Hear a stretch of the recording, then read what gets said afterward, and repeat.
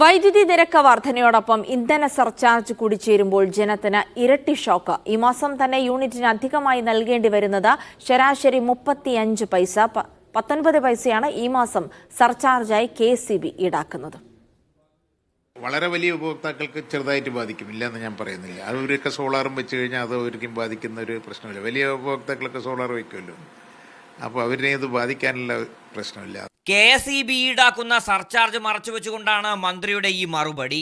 പുതുക്കിയ വൈദ്യുതി നിരക്ക് 5-ാം തീയതി മുതലാണ് പ്രാബല്യത്തിൽ വന്നത്.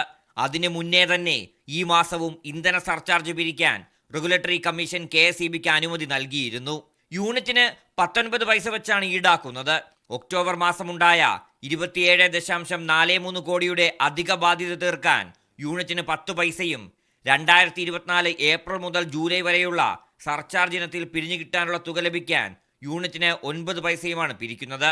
ശരാശരി വൈദ്യുതി നിരക്ക് വർധനവായ യൂണിറ്റിന് 16 പൈസ കൂടി ചേരുമ്പോൾ ഈ ഡിസംബർ മാസം ഉപഭോക്താവ് അധികമായി നൽകേണ്ടത് യൂണിറ്റിന് 35 പൈസ. ഫലത്തിൽ KSEB ജനത്തിന് നൽകിയത് ഇരട്ടി ഷോക്ക്. ജനുവരി മാസം പിരിക്കാനുള്ള ഇന്ധന സർചാർജ് സംബന്ധിച്ച് KSEB പെറ്റീഷൻ സമർപ്പിച്ചിട്ടുണ്ട്. അതിലും ഉടൻ റെഗുലേറ്ററി കമ്മീഷന്റെ തീരുമാനം വരും. RB Sanoop, media 1, Thiruvananthapuram.